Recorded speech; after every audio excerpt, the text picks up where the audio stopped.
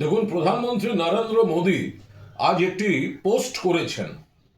ঠাকুর শ্রী শ্রী রামকৃষ্ণ পরমহংসদেবের জন্মতিথি উপলক্ষে তিনি পোস্ট করে সেটা শুরু হচ্ছে স্বামী রামকৃষ্ণ পরমহংসদেব, অর্থাৎ ঠাকুর শ্রী শ্রী রামকৃষ্ণ দেব বা ঠাকুর শ্রী শ্রী রামকৃষ্ণ পরমহংসদেব, তাকে স্বামী রামকৃষ্ণদেব।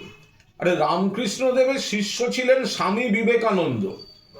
সাধারণভাবে স্বামী এই শব্দটা পূজনীয় বা গুরুদেব জনিত ক্ষেত্রে যে ব্যবহার হয়, শ্রীরামকৃষ্ণদেবের ক্ষেত্রে সেটা ওই সমানার্থে ব্যবহারের নয়, ওখানে ঠাকুর শব্দটা আছে।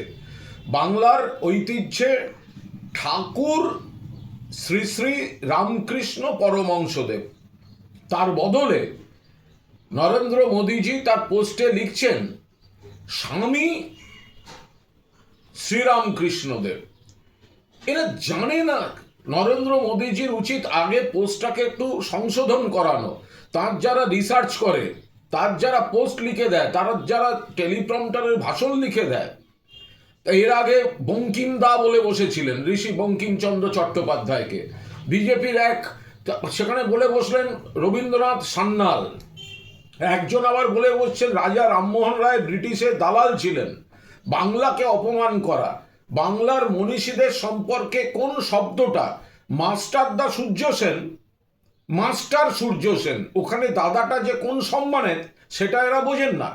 এবার এই ঠাকুর শ্রী শ্রী রামকৃষ্ণদেব বলতে গেলে ওনারা আবার গুলিয়ে ফেলবেন ঠাকুর মানে আবার রবীন্দ্রনাথ ঠাকুরের সঙ্গে গুলিয়ে না ফেলেন। কিন্তু এটা অবিলম্বে ওনার উচিত সংশোধন করা।